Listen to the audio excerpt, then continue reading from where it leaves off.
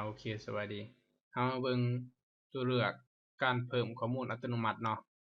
ก็คือมีอยู่3เมนู4เมนูที่เฮาดึงลงมาแล้วมันจะมีข้อมูลเพิ่มให้เฮาอัตโนมัติเช่นเฮา copy ตัวนี้มาปึ๊บค่าปกติมันจะเพิ่มให้เฮาอยู่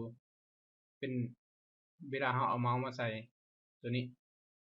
แล้วค่าปกติมันจะเป็น view ตัวนี้แล้วถ้าเฮาเลือก copy ข้อตัวนี้มันจะเป็นการ copy ข้อมูลที่ตัวนี้เฮาดึงมาแต่ถ้าเฮาเลือกเป็น view serial ตัวนี้มันจะเป็นการเพิ่มข้อมูลให้เฮาอัตโนมัติแต่ถ้าเฮามาเลือก view format setting formatting ตัวนี้มันจะเป็นการเลือกทั้งสีทั้ง format แล้วก็ถ้าเฮาเลือกเป็น view width ตัวนี้ formatting ตัวนี้มันจะเป็นจะบ่มีหยังเกิดขึ้นนะเป็นการเพิ่มข้อมูล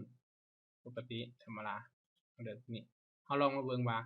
ถ้าเฮาเพิ่มดึงลงมาทั้งรูปนี้มันจะมีเมนูหยังแหน่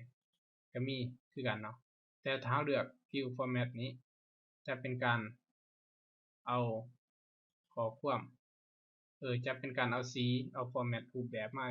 มาเท่านั้นแต่ถ้ามาเลือก view width